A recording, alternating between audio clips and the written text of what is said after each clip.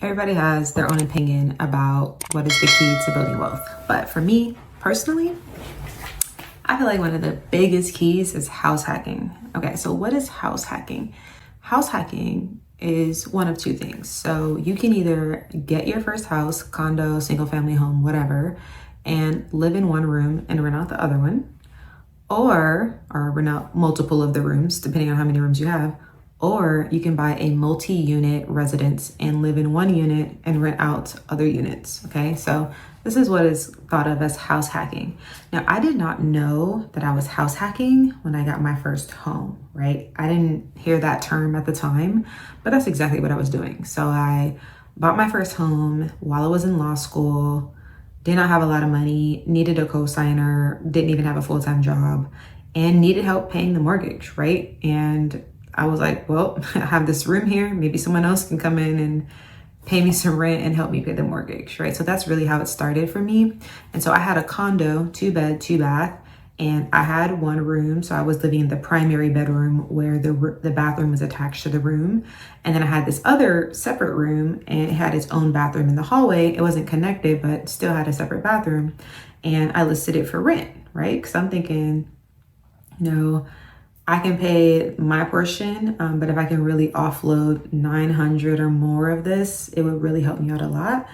And I'd be able to maintain my home payment. So at the time, I wasn't married, I'm like single. And so it worked because I'm basically sharing space with someone. And so that was my exposure to house hacking.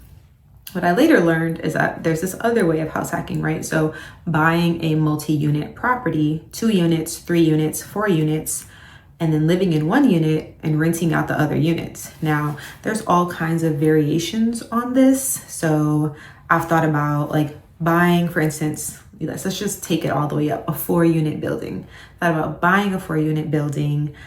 Let's say that all of the units are 2 bedrooms, right? Let's just say they're all 2-bed, 2-bath.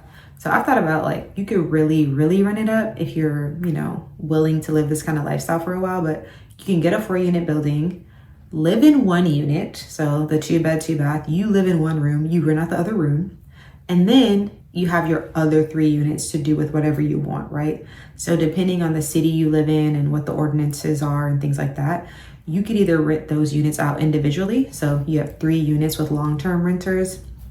You can rent those 3 units out as midterm rentals, midterm furnished rentals. So furnished finders, people traveling for business, etc. You could put them on an Airbnb or a Vrbo as short-term rentals. And so, that's of course a great strategy depending on where it's located, but you'd have to furnish each of them. So that's something to think about. Or you could do a combo. You could even do a room by room strategy for the other units, right? So a lot of times like traveling nurses and people traveling for business, they don't necessarily want an entire unit. They just want a room within a unit and a bathroom. So if you really wanted to rent it up, you can rent out every single room individually. So imagine you have a 4-unit building, you have 2 bedrooms and 2 bathrooms in each one. If you're renting out each room separately, that's you living in one, and then you have 7 other rooms to rent out, right? So this is really a shared living situation. And if you're down and you can deal with the logistics and all that, and you have the time to deal with vacancies and turning it over and stuff and furnishing it, that could really work well, right? And so this is something to think about in terms of building wealth. Like if I knew about this other side of house hacking sooner, I would have definitely done it, because I found out too late that there's programs where you can get a multi-unit building with no money down, right? So I didn't know that those existed. I also found out that you can get, 3 or 4 units and the lender will attribute a certain percentage of the market rent to your income to help you qualify for that mortgage. Nobody told me that, right? The lender I was working with did not tell me that.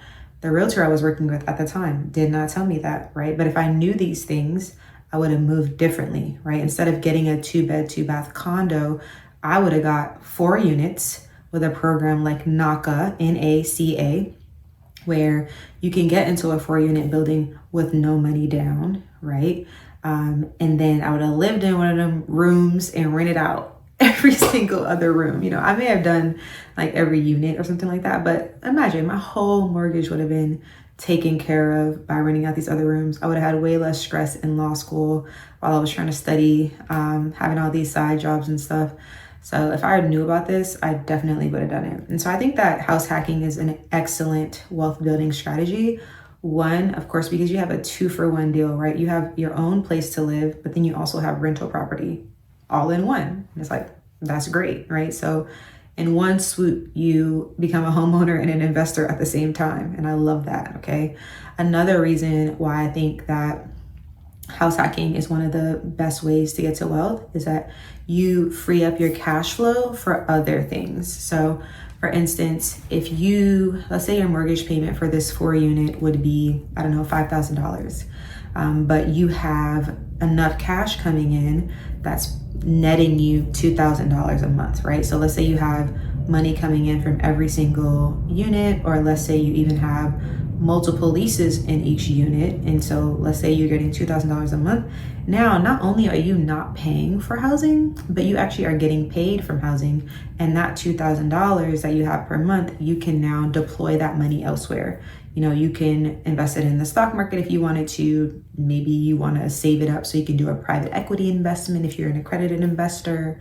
You know, maybe you want to build an emergency fund. Maybe you want to start your own business. Maybe you want to do some private lending. Like, so many different things that you can do with that extra cash flow because your housing is taken care of. And that's like usually the biggest expense that we have is our housing expense.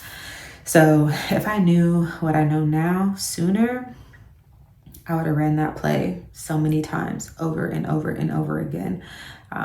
But if you have not yet bought a home and you are in a position to take advantage of some of these programs where you can, you know, put no money down and get into a multi-unit building and really be strategic about how you approach this, I implore you to do some research and figure out how you can make it work.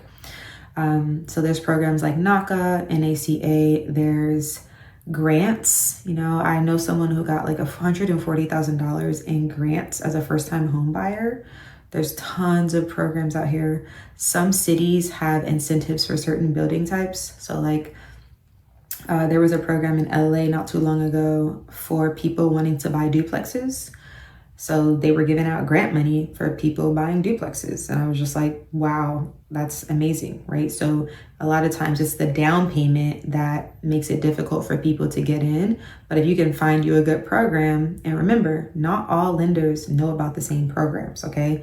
So you may go to a lender and they may say, no, we don't have anything like that available. All we have is this. A lot of times lenders will try to make you feel like what they have is the only thing that's out there, and that's just not the case. Definitely shop around, explore some other lenders, see what kind of programs they are abreast of, and see what can work for you. Because another thing that I see holding people back is they assume that these programs have income limitations, but not all of them do, right? You know, you may be a successful engineer making 6 figures and haven't bought a home yet you can still qualify for some of these programs. You just don't know, and it doesn't hurt you to go find out. So definitely something to look into. Even if you've already bought a home before, you can still run this play, right? If you live in a condo or a home or whatever and you're looking to invest in real estate, you can always change your primary residence to a multi-unit building, right? You don't have to stay where you are now. You can get a new primary residence, run the play, keep your old residence and turn that into an investment property, or you can sell it, you know? So you definitely have options. If you need help thinking through these things, use the link below to book a call with me. I'd love to talk to you about how to get started on your real estate investing journey. But these are just some of the things that I would have been thinking about had I been exposed to the concept of house hacking sooner, right? I would have definitely done the multi-unit play. I would have been doing room rentals, midterm rentals, short-term rentals, long-term rentals. I would have been doing it all, okay? So if you are now in that space and you have an opportunity to take advantage of these strategies, definitely do it.